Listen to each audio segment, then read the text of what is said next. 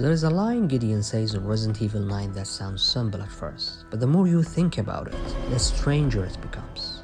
Through you, Elpis can finally be.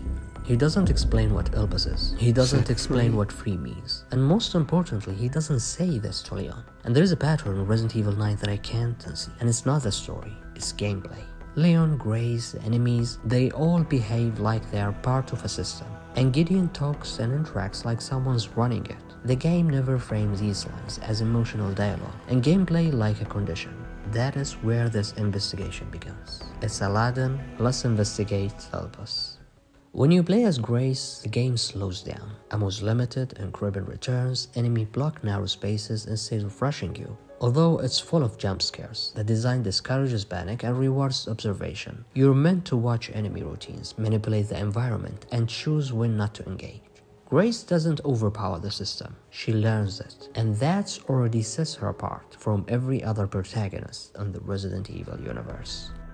Leon doesn't feel like a hero being introduced. He feels like someone who's already been broken and rebuilt. By the time we reach Requiem, Leon has lived through Raccoon City, repeated outbreaks, and government cover-up that quietly erase the truth after every crisis. Over time, Leon realizes something unsettling. Every disaster is contained, every report is rewritten, and the people responsible are never truly held accountable. Raccoon City wasn't just destroyed, it was buried. And that creates two things within Leon: hatred toward the system that hides the truth, and a personal obligation to save civilians because he knows what really happens to them.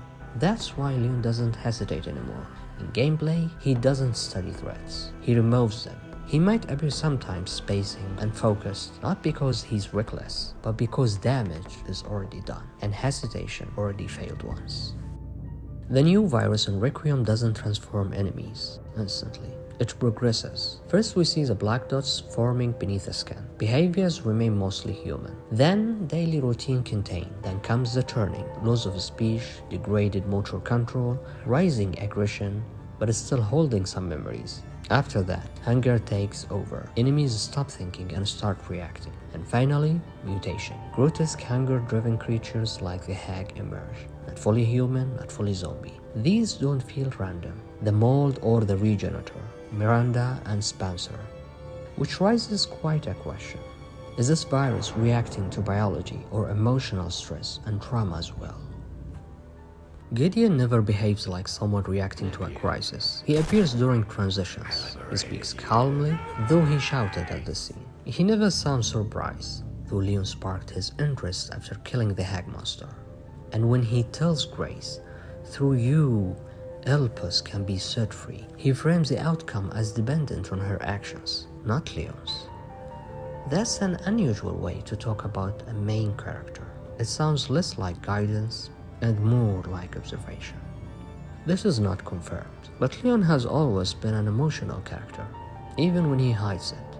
There's a line that defines him: "The soldier died inside The cop inside me died that day." Raccoon City didn't just train Leon, it hollowed him. After that incident, Leon once admitted he tried to take his own life and stopped only because he remembers Sherry, a helpless child, someone who survived because someone else refuses to give up.